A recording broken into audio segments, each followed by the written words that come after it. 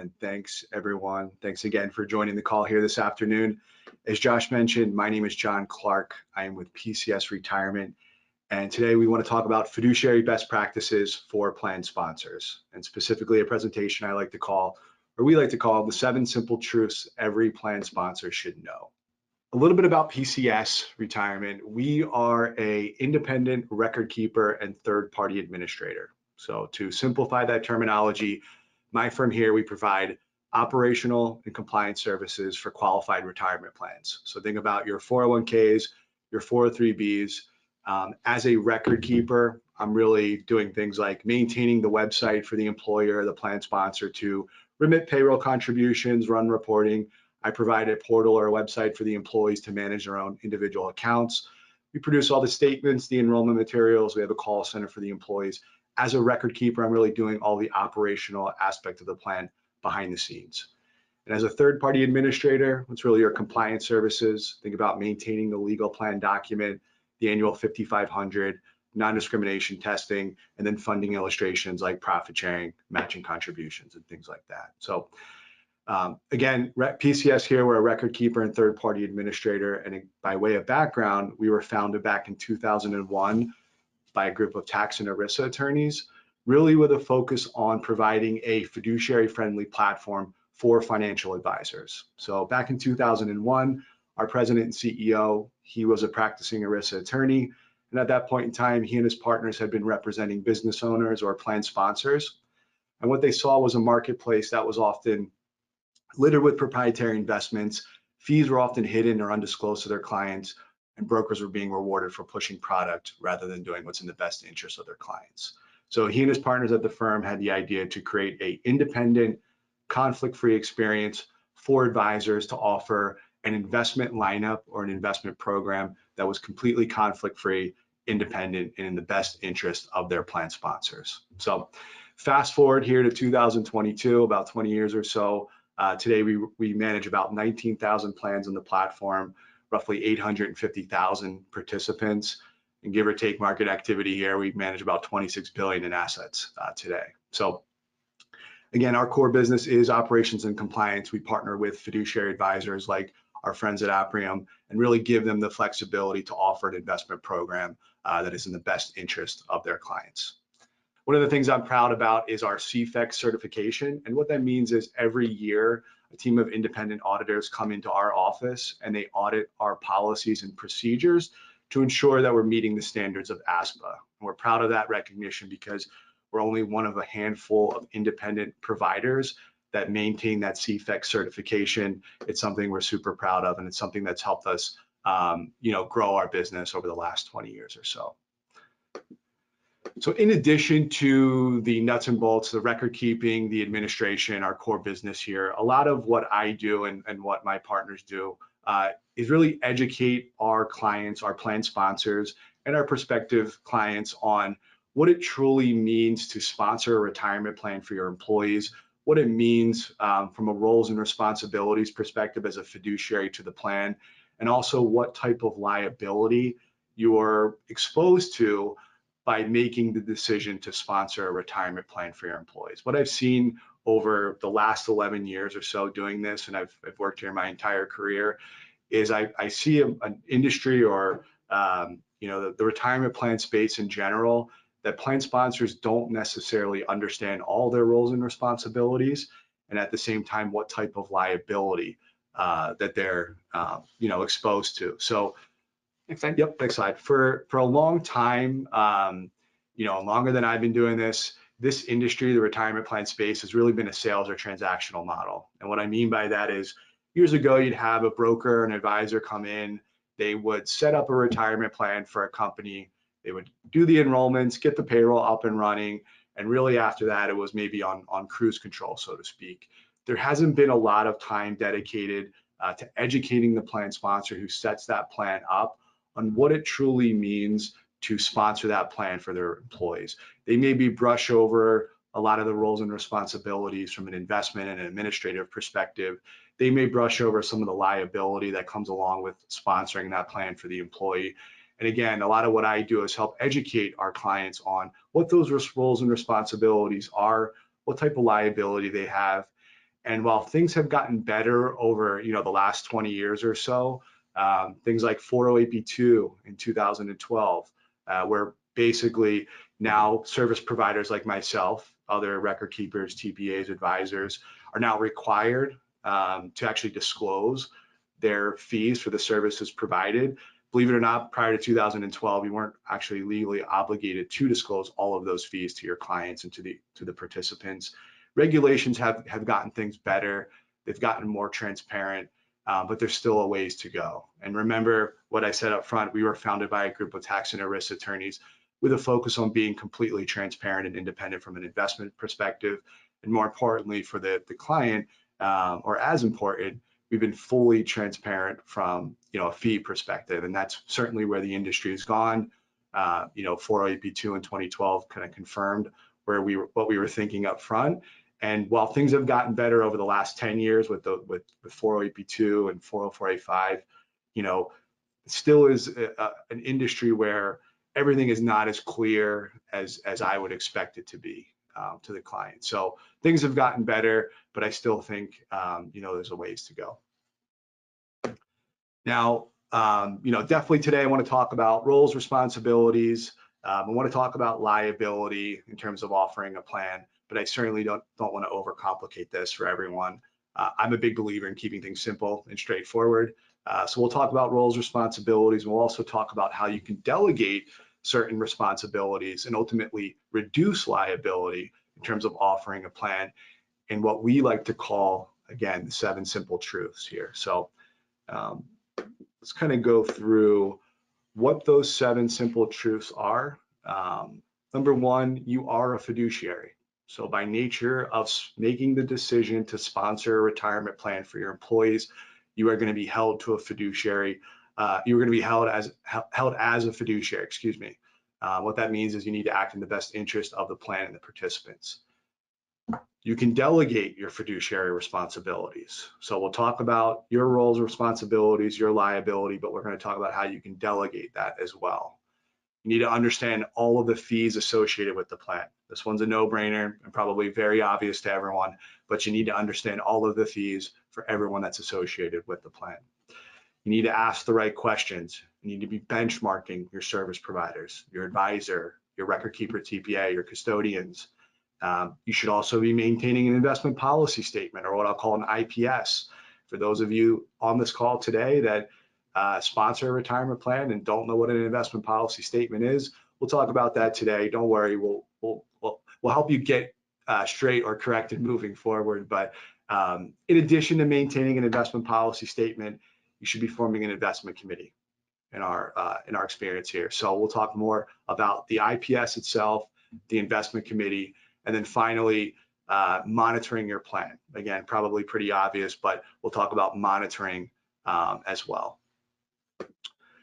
So ERISA defines a fiduciary as anyone who exercises any discretionary authority or discretionary control regarding management of the plan, or exercises any authority or control regarding management or disposition of its assets, or renders investment advice regarding plan assets for a fee or other compensation, direct or indirect, or anyone that has discretionary authority over the administration of the plan. And simply put here, if you are associated with the plan, whether you're the sponsor itself, advisor, service provider like myself here at PCS, in my professional opinion, everyone who's associated with the plan is held to a fiduciary standard. But as the owner of the company or the plan sponsor, you are absolutely going to be held as a fiduciary. What are your responsibilities as a fiduciary to your retirement plan? Number 1, you have a duty of loyalty. You need to be acting in the best interest of your employees and their beneficiaries. Okay. You have a duty to act prudently. You're held to that standard of an investment and an administrative expert. You have a duty to diversify the investment lineup for your employees. And you have a duty to follow the plan documents. So when I say plan documents, think about that legal document that I maintain as a TPA. It's really the blueprint for the provisions inside your retirement plan. So what happens if you fail to live up to your fiduciary duties, loyalty, offering an investment lineup? What happens if you fail to be a fiduciary to your plan? you can be held personally liable. So Section 409 of ERISA does impose personal liability on fiduciaries that breach their fiduciary duty. Think about the Enron issue years and years ago. Those board members for Enron actually contributed to that settlement out of their own personal assets. So while you're a fiduciary, you have responsibilities. You need to fulfill those responsibilities. There are potential consequences, and you can be held potentially personally liable if you are to fall out of flavor in terms of living up to your fiduciary responsibility. Now, while you are exposed to liability personally by sponsoring a plan, again, I'm not here to scare anyone, but I want to make sure everyone is aware of what it means to be a fiduciary and how that can impact you, personally. A lot of what I do is help sponsors delegate fiduciary responsibility. So the original intent of ERISA was for the investments to be managed by an expert. So think about your old defined benefit plan years and years ago, long before I was doing this. Those are pooled trustee directed plans, no self-direction from the employee. Fast forward to 2022 here, almost all of the plans I set up today are your traditional 401k self-directed by the employees. But again, as a plan sponsor, you're still held to that prudent investment expert standard. And while, I work with all different types of businesses, some in the financial services area, but many others that are scattered across multiple industries. Not every sponsor I work with is what I'll define as an investment expert, right? They're focused on running their core business. And, what you can do as a plan sponsor is delegate that investment related decisions, like selecting and monitoring the investment lineup. That's a common misconception. A plan sponsor isn't aware that they're actually legally required to select and monitor the investments inside the retirement plan. A lot of the times they may think, oh, well, my advisor is doing that, or my service provider is doing that for me. At the end of the day, as a plan sponsor, you are required to select and do the ongoing due diligence or monitoring of those investment choices. Remember, you're held to that prudent investment expert standard. Now, I partner here at PCS with fiduciary advisors like Josh and the team here at Apriem, and they'll act in a fiduciary capacity, okay?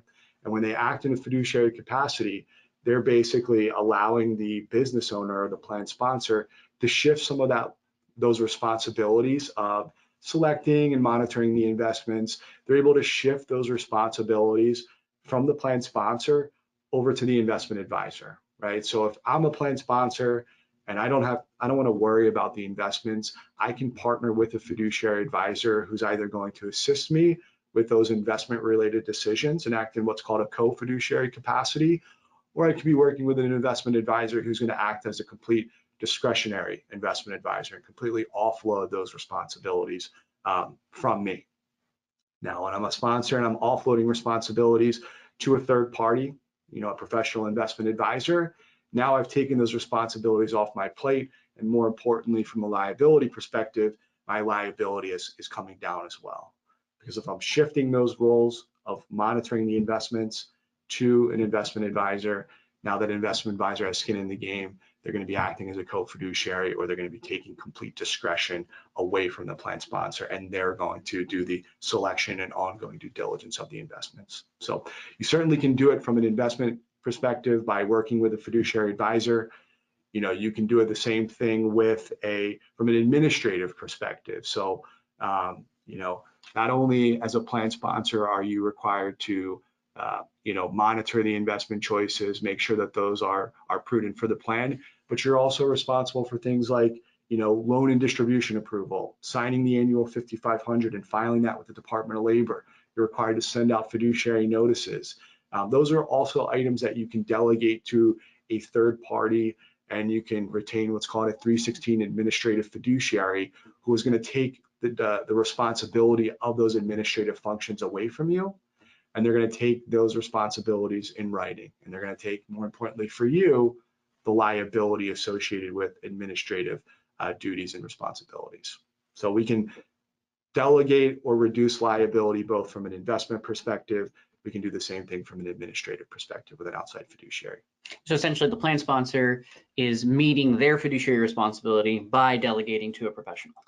Exactly. So instead of myself as a plan sponsor being an investment expert or an administrative expert, I'm focused on running my own business. I'm outsourcing those functions. And now my role shifts from an expert in those two spaces to monitoring the providers that I've hired to do those functions for me. It's shifting your role from actually doing it to then monitoring those who you've hired to do those functions. Would you say that there's any added benefit to the actual plan participants or the employees in doing something like that? I think retaining an independent advisor to take over control of the investments is ultimately going to benefit not only the sponsor, but it's also going to benefit the end user, the individual employees, because you're going to upgrade the investment advisory services, which will ultimately benefit the participants long-term for professional investment management. I would agree. Good to go to the next slide? Absolutely, All right. yeah. So with different, we'll just touch on delegation a little bit before we move on. Again, I work with fiduciary advisors who take their fiduciary stance in writing, either in a co-fiduciary or complete discretionary manner. When you're working with, I'm not going to pick on insurance companies here, it's not my intent, but when you're working with some providers, you may see things like fiduciary warranties, which may look and feel good from the outside, right? Fiduciary warranty, that sounds great. Be careful of what you're getting. You want to make sure you're reading the fine print, because a lot of times those platforms, while it sounds great and looks great from the outside, in the fine print, they may be completely carving the fiduciary piece out and absolving themselves from any type of liability from the investment. So just be careful of who you're partnering with and what type of services are being provided. Again, I strictly partner with fiduciary advisors, and I'm a big believer in outsourcing the investment responsibilities. Remember, if you don't have discretion over the investments, your liability is coming down, right? You're offloading that, but just be mindful of that when you're choosing your partners. So here's number 3. So understanding all of the fees associated with the plan. Again, as I said up front, this one's kind of a no-brainer. You need to understand all of the fees that are associated with the retirement plan, whether it's a 401k or 403b. You need to understand what your advisor is charging, what your record keeper, your TPA is charging, the custodian, all of the service providers. You have a duty to understand what everyone's charging and how everyone's being compensated. And while the law doesn't specifically state what the specific level of fees should be for a retirement plan, it does say that the fees need to be reasonable. And the way that you can determine if your fees are reasonable is by going out to the market, benchmarking your plan, finding out what other service providers are charging, what other advisors are charging, because you have a duty not only to know, but you have a duty to make sure that those fees are reasonable for the services provided. And again, I'm not just talking about what your advisor or what your record keeper or TPA are charging. I'm also referring to the investments themselves. So think about things like the expense ratio, 12B1 and sub-TA revenue, and you may not even understand what a 12B1 or a sub-TA revenue sharing is, but as a fiduciary, you should know, right? And you should know where that revenue is going, whether it's going back to the advisor, it's going to a service provider, if it's being used to offset expenses. You need to have a great idea of what the explicit fees are and what the indirect or maybe the costs, the expenses associated with the investment options in your plan. So, over the years, we've seen an increase in, 401k lawsuits, and I'm sure if you were to Google, you'd see a number of them out there. Most recent litigation has focused on fees, whether it's allowing the plan to pay excessive fees and expenses, failing to monitor the expenses associated with your plan, failing to disclose fees to the employees, failing to know what others in the industry are doing or what they're being charged, failing to understand how that revenue sharing is being allocated from the investments, failing to know essentially what's going on in the plan is really what we've seen a trend in, right? Failing to know what the expenses are, paying high expenses. A lot of these lawsuits have been focused around the fees associated with the plan. And what I did here was I pulled, like I said, over the last 10 years, these lawsuits have certainly spiked from what we've seen. I think in 2021, there was about 837 million in settlements for the top 10 largest privately held settlements in 2021. That was double 2020. So I pulled Walgreens here. I'm sure everyone on this phone call today probably has heard of Walgreens. They went through a lawsuit and they settled in 2021 for 14 million. And as you can see here, their plan, they allowed their plan to offer poorly performing target date funds that were both not only poorly performing, but they were expensive funds, and they ultimately led to losses for the employees. And the fact that they kept those funds in despite the underperformance, despite the high cost of those particular funds, ended up in a lawsuit from a group of employees, which resulted in a $14 million settlement last year. So, years ago when I first started doing this, the lawsuits were maybe focused on the larger plans, right? But we've definitely seen, those attorneys move downstream, and now we're getting, we're seeing these lawsuits in plans 10 million and under. So if you're on the call today and you're thinking, well, my plan's pretty small, I'm not subject to an audit, I have less than 100 employees, nothing will ever go wrong for me. It only takes one disgruntled employee, former employee in most cases, who runs across an attorney who potentially raises an issue. So again, I'm not here to scare anyone. I want everyone to be aware of, again, what their responsibilities are and what the potential consequences are, because this is an area that we certainly have seen an increase in. And this is that piece where that regular monitoring of the investment funds themselves is really, really important. And the benchmarking, right, it would be really important as well. I would say absolutely. So failing to turn a blind eye or turning a blind eye to the retirement plan is not a plausible defense. You need to understand all of the fees. You need to make sure that you're doing the due diligence on the investments, or outsourcing that to an investment advisor who's helping or doing that on your behalf. You need to be engaged, is what I'll say. You need to be involved for sure. So in terms of benchmarking, it's kind of our next piece here. Not only do you have a duty to know all of the expenses, you have a duty to monitor the investment choices. You have a duty to fulfill the administrative requirements. You need to be benchmarking. And this is probably my favorite truth, because a lot of what I do at PCS is not only talk about, fiduciary responsibility and delegation and, the boring stuff, the operations and the compliance, but a lot of what I do is I benchmark existing retirement plans. And if you're a plan sponsor and you're a fiduciary to a plan, you should be benchmarking your plan, in my opinion, every 3 to 5 years, probably closer to 3 years.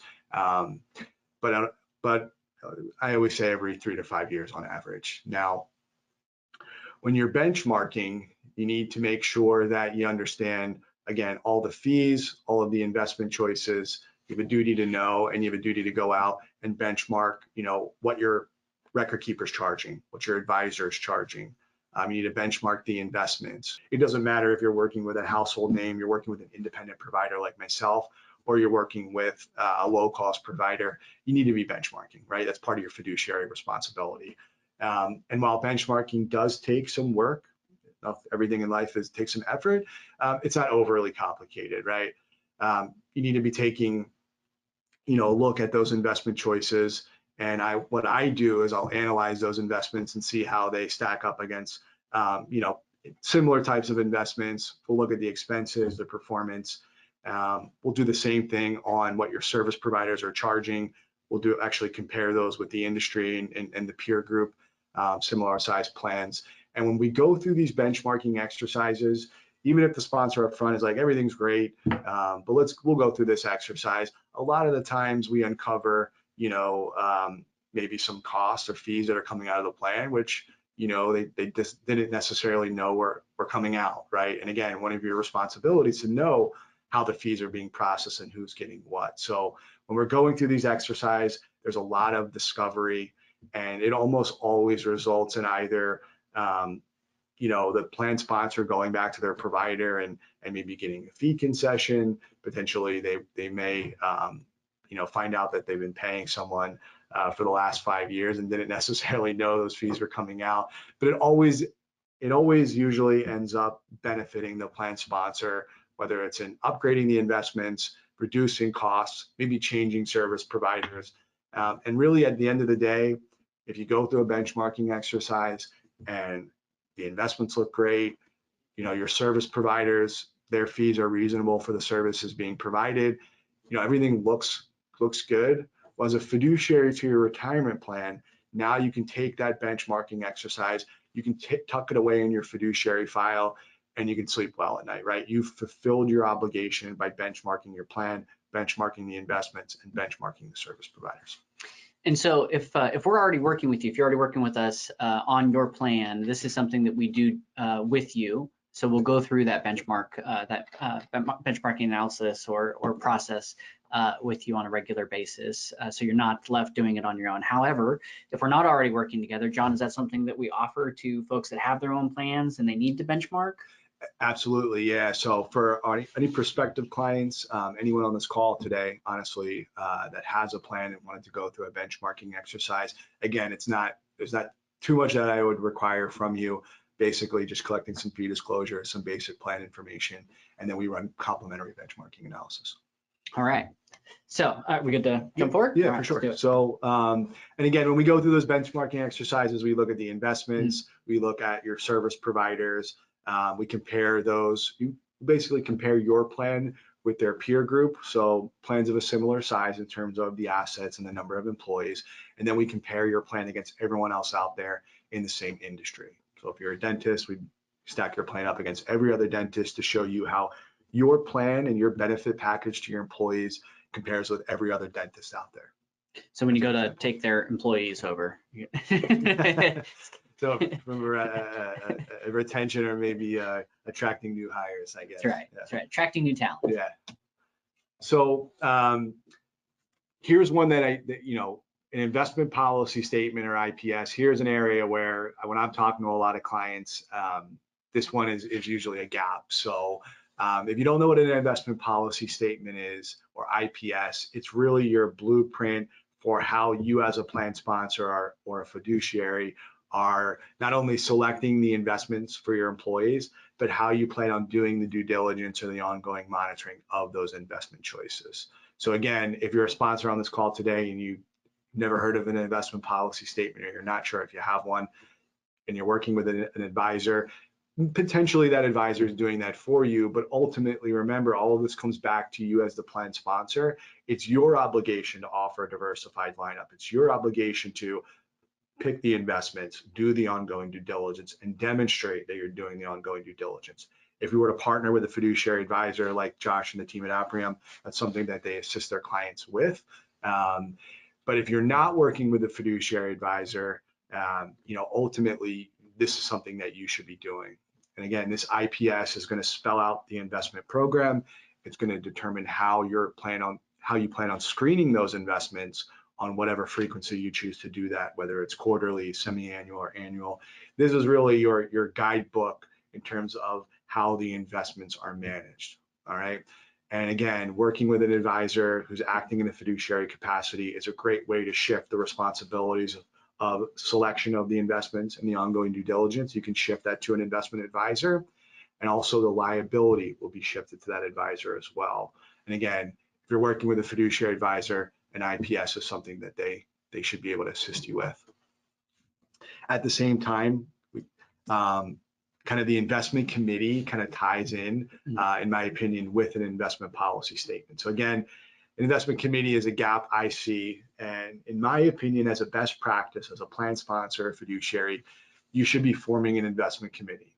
Whether your company is 15 employees or 500 employees, you should have some type of team internally that is formed to either follow the guideline you set in your investment policy statement, so to make sure that the ongoing due diligence, the screening of those investments, you're following the IPS. You're either forming the committee to do that, or if you're working with a fiduciary advisor who is maintaining the investment policy statement for you, who's watching the investments for you, who's adding or replacing the investments as they choose, well, then the investment committee really shifts from actually being an investment expert and actually adding or removing funds to more or less making sure that your investment advisor is actually following through with the investment policy statement and basically living up to what they've stated they will do for you. So again, we're talking about how you can move from actually being an investment expert and picking the funds and doing the selection to partnering with an advisor who's going to do that or assist you with that process. And then your role shifts to just really monitoring your investment advisor as opposed to picking the investments inside the retirement plan. And with anything else, I always say, documenting your processes, having processes in place, recording the minutes of your investment committee. Again, a lot of companies out there, a lot of plan sponsors don't have an investment committee in-house. I always recommend it as a best practice. And it's never too late to get started. If you don't have an investment policy statement, if you don't have an investment committee, you can always get started now. But I do believe it's best practice. And, by doing these things, it'll basically ensure that you'll never run into a breach of fiduciary services, right? If you can document your processes, if you can, provide the records and the evidence that you've done your due diligence, you'll never get yourself into trouble. One of our advisors here, Landon, always says that teamwork makes the dream work. So it's not the kind of thing you have to go it alone. You pull that team together, work together, and it'll help keep you safe. Absolutely. So finally here, we'll kind of talk about what I'll call maybe the last piece of our truths here is kind of, monitoring the plan, right? So we've talked about, your responsibilities as a fiduciary, from an investment perspective, from an administrative perspective. We talked about how you can delegate those administrative functions to an outside independent advisor. You can delegate some of the administrative responsibilities. And really, when you do those two things, when you offload the investment responsibilities and you offload the administrative responsibilities, you're never going to escape being a fiduciary. You can delegate a lot of these functions and you can lower your liability, but you're never going to escape being a fiduciary to the plan. You're always going to be obligated to act in the best interest of your employees and their beneficiaries. Your role just shifts from an investment and an administrative expert to monitoring your service providers, right? And I always say, again, I probably repeat myself here, keeping good records, documenting your processes, documenting the benchmarking exercises, recording those minutes from an investment committee. All of those are all things you need to be doing. And on an annual basis, what we do here at PCS for our clients is we provide an annual plan review and benchmarking report. So as I mentioned, I do a lot of benchmarking upfront for prospective clients to kind of show them where they are today with their current providers. But once a client is with PCS and with Apriem, what we do is we provide this annual plan review and benchmarking report, which is really, everything that we need for an annual meeting. It's going to talk about, year-over-year growth, participation. We're going to talk about, we're actually going to benchmark things like participation, return. We're going to benchmark the investments. We're going to even get as granular as how many times the employees called and reset a password or took a distribution or a loan. We're going to record things like who sent the annual notices, when the 5500 was filed. So it's a very buttoned up report that, we're not the only provider out there doing that, but it's a great annual review for you as a plan sponsor to really ensure that the plan is operating in accordance, with the document, with the IPS, and really for you as a plan sponsor, an annual review, and benchmarking report is really everything that you need to keep on file to fulfill your fiduciary obligation in terms of monitoring your service providers, benchmarking your plan. It's a great report that we provide here at PCS that you can keep for your records. It's perfect. And then one of the things that we like to do as an added on benefit to that is while we're meeting with you once a year, our financial planning team at Apriem will offer to your plan participants, the employees, the opportunity to build out a foundational financial plan. So it's one of those kind of additional features. We're coming in once a year, right? And that allows them, to schedule some time to get together with CFP and just go through their foundational plan. So Do we want to? Yeah, then one more slide Sure. here, and then finally, what I'll say, and I always encourage Thanks. everyone to retain or have in-house what I call like a fiduciary file. So again, I'll repeat it again: keeping good records, documenting processes, documenting the benchmarking exercises.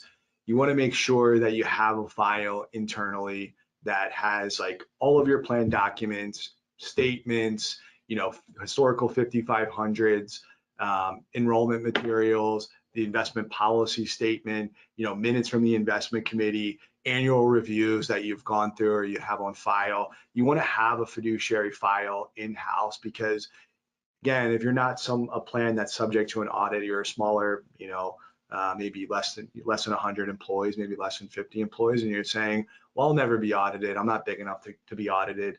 The Department of Labor is certainly ramped up, and they have more agents than they've ever had. And it's only a matter of time until you potentially get audited. And if they come in and they ask you for all of these things, and you sit there and say, well, I have nothing. I have not retained any of these items. Maybe my service provider is doing it for me. I would encourage you to have everything in house. I like to call it a fiduciary file. Keep everything in order, and if you are audited, you'll be more than able to provide them with what they're looking for, and it'll keep you safe as well from a fiduciary perspective.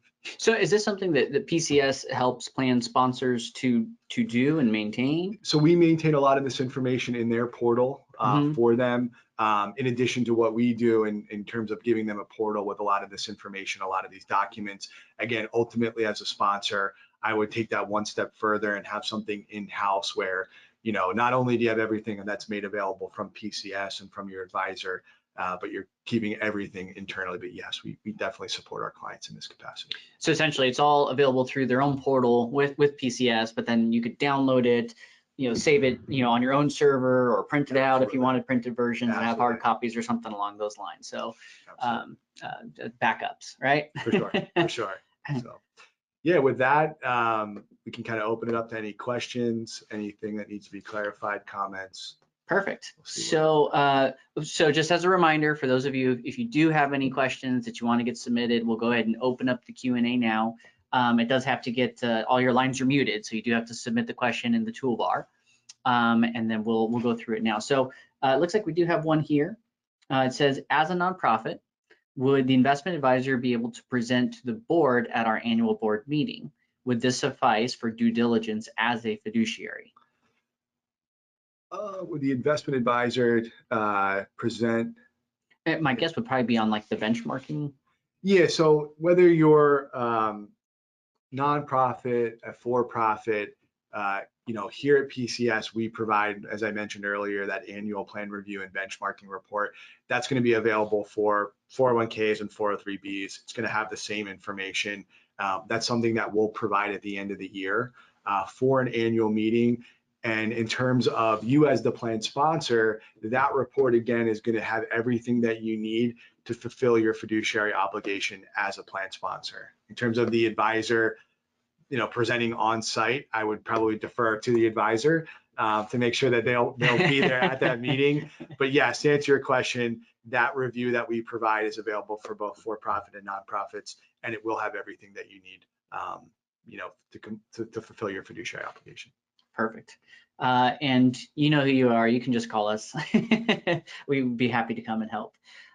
So we do have another question here. So if we had a small business, right, and we don't have a plan, what is really the first steps to get a retirement plan for your employees?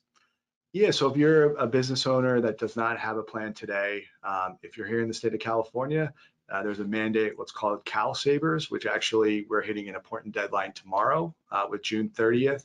If you have 5 or more employees, you are technically required to have a 401k plan, or you need to adopt Cal Savers. So in order to set up a 401k plan, what I would be looking for is some basic census information. And then from there, we could put together a formal proposal. And then I would want to have a conversation around plan design. And when I say plan design, I would love to get a sense of what you as a business owner are looking to accomplish in the retirement plan, goals and objectives. I would want some background on what you're looking to do. And then from there, we could, put together a formal proposal. But generally to get started, just some basic census information. What about in the case that somebody already has a plan and they wanted to do like a review of the plan and see its health? Is that something that someone should consider? Absolutely, yeah. So again, a lot of, I help business owners set up new plans, and I also help business owners with existing plans. And throughout the year, I run analysis. I call it a diagnostic. It's when I'm running a benchmarking report for a client that already has a plan somewhere else. And in order to run that diagnostic or benchmarking analysis, I'm specifically looking for investments and expenses. And there's a disclosure, you may have heard me say up front, a disclosure called 408B2. That's been out for 10 years now. That's a disclosure that your service provider is required to give you on an annual basis. It outlines the investments in your plan and the expenses. And if you're someone out there who has a plan, all I would ask for is your 408B2 disclosure. So that way I can know what your investments are, what the expenses are. And if you can give me that information, I will be able to put together a complementary benchmarking analysis to show you how your plan stacks up against plans of a similar size in terms of, asset count and employee count. And then we also compare your plan to, your industry. Again, depending upon your business line, it would be comparing your plan to everyone else out there in the same line of business. And again, those are complementary, something that we do as a part of our services. And again, just a basic disclosure, and we could kind of take it from there. This is a fun question, and it's kind of a softball, so I've got to ask it. So it says that you mentioned that Apriem does financial planning for plan participants. Is that the norm in the retirement planning, in the retirement plan industry? So for 401k plans, do other fiduciaries tend to offer that? So I'm not going to answer that. You work with other fiduciaries, I don't. Is that something that is offered frequently? Yeah, that's a good question. So honestly, I work with a lot of advisors. Josh and the team here are a good partner at PCS. And, I'll be honest with you, I work with, all across the board in terms of the type of advisor. I will say, the fact that your team is offering complimentary, financial planning or on that at a participant level is something that I certainly do not see every investment advisor doing. Like I said, I work with some advisors who are more hands-off and kind of, again, getting back to that transactional model. There's still some advisors out there that look at it more of, I'm selling you a plan, I'm setting it up, and my relationship is more with the business owner. And then I work with the other side of the extreme where the advisor is going to be much more hands-on, and the fact that you're offering complimentary financial planning at the participant level, I will tell you that you're one of only probably a handful of advisors off the top of my head that are offering that type of service. So if you're partnering with Apriem, and you're getting that that analysis or that service at an employee level, to me, that's huge. Honestly, as a participant in a 401k plan at PCS, that is something that I would appreciate as an employee. I have to say, just because we're on the topic, and I've said this before, but when I was first hired on, Harmon Kong had actually told me that one of his goals over the long term was to make sure that financial planning was available to everyone, not just folks that have $500,000 or more to pay for it. And so this was kind of part of his goal, to continue to get financial planning out there to the masses. Let's see here. So I think we probably have enough time. We'll take one more question here. Let's see what we have.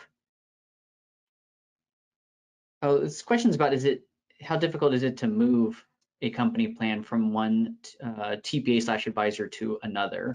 That's a good question. So just like going on and benchmarking your 401k or your 403b, sounds like a lot of work. It's really not. There's effort in everything, like I said. But when I'm talking to a prospective client, they always get scared by the word conversion, right? I have to move my plan from, again, not picking on anyone, but let's start a household name, John Hancock, for example. I need to move my plan from John Hancock. Oh, this is going to be a ton of work. We're very busy. Everyone's busy running their business. We completely understand that. But yeah, I always get that pushback. Well, I'm just too busy. It's too much work. And while there is work with converting a plan, really when you're working with providers like myself, and obviously, I'm biased here, but when you're working with a PCS or you're working with an Apriem, we really have a team, collectively that is designed to make the transition as seamless as possible. Involvement from the plan sponsor would be, of course, executing service agreements for all of us, right, to engage us as your new provider. And then one of the things that we do is we provide a authorization letter that you would sign off on, which would basically allow my team to speak directly with your existing record keeper and your service providers. And then really we take it from there. So, there'd be some agreements up front. We would ask you to participate in a handful of conference calls, right, as a part of the onboarding. There would be an initial enrollment or education session to get you excited and educated, probably the more appropriate word there, on the new investment choices as a part of our program. And then once we get the enrollments done, we would, coordinate payroll contributions. And what we do here is we try to partner with your payroll provider and kind of cut you out almost and just kind of work directly with the payroll company to make your life easier. And then from there, we'll coordinate transferring the assets. So there'd be some, participation required from your end on some phone calls, an initial enrollment meeting, but really the heavy lifting is done by us.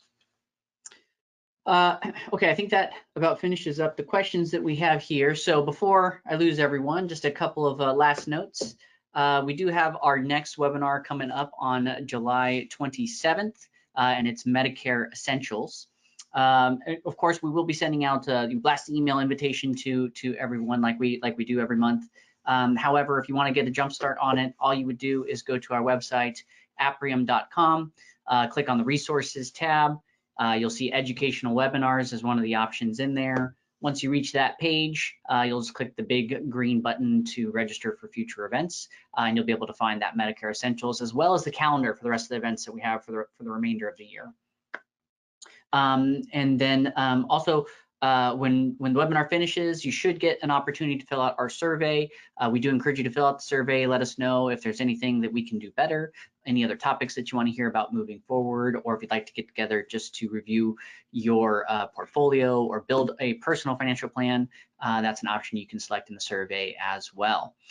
With that, John, sure appreciate having you out here today. Yeah, I appreciate the time here from everyone, and yeah, excited to be here.